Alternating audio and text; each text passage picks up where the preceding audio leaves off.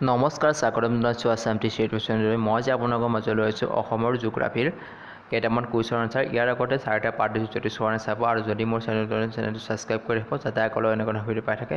সকলোৱে মিলি যাতে অতি সোনকালে 1K ছাবস্ক্ৰাইব কৰে তাৰে আশা কৰি মই এতিয়া আৰম্ভ কৰিছোঁ। কুৱেশ্যন নম্বৰ 41, অসমৰ আটাইতকৈ কম আয়তনৰ মাটিকালি থকা জিলাখনৰ নাম কি? উত্তৰ হ'ব কামৰূপ। 42 নম্বৰ, অসমৰ কোনখন জিলাত জনবসতিৰ ঘনত্ব আটাইতকৈ বেছি? উত্তৰ হ'ব কামৰূপ। 43 নম্বৰ, অসমৰ কোনখন জিলাত শিক্ষিতৰ হাৰ আটাইতকৈ বেছি? উত্তৰ হ'ব কামৰূপ। অসমৰ কোনখন জিলাত শিক্ষিতৰ হাৰ আটাইতকৈ কম? উত্তৰটো হ'ব ধুবুৰী।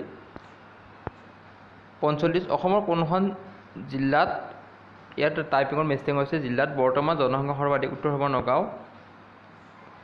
অসমৰ কোনখন জিলাত বৰ্তমান জনসংখ্যাৰ কম? ডিমা হাছাও। 47, অসমৰ প্ৰথম খনিজ তেল খনন কাৰ্য কিমান চনত হৈছিল? উত্তৰটো হ'ব 1889 চনত। 48 নম্বৰ, অসমৰ কোনখন ৰাষ্ট্ৰীয় উদ্যান পৃথিৱীৰ কোনো উদ্যান বা বনাঞ্চলত নোপোৱা বনৰীয়া ঘোঁৰা পোৱা যায়? উত্তৰটো হ'ব ডিব্ৰু চৌখোৱা। 49, ইয়াৰ উত্তৰটো ভুল আছে, নেক্সট মই দি দিছোঁ, ইয়াত ভূটান নহয়। অসমৰ দক্ষিণ দিশত থকা বিদেশী ৰাষ্ট্ৰ কোনখন? উত্তৰটো হ'ব বাংলাদেশ।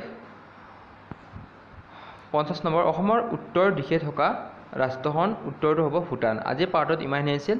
নেক্সট মই এনেদৰে বাকী সকলোবোৰ কুৱেশ্যন দি যাম। সকলোৱে ভালকৈ পঢ়িব বুলি আশা কৰিলোঁ। লগতে চেনেলটো 1K ছাবস্ক্ৰাইব কৰিবলৈ আশা কৰি ইমানতে সমাপ্ত কৰিলোঁ। নমস্কাৰ।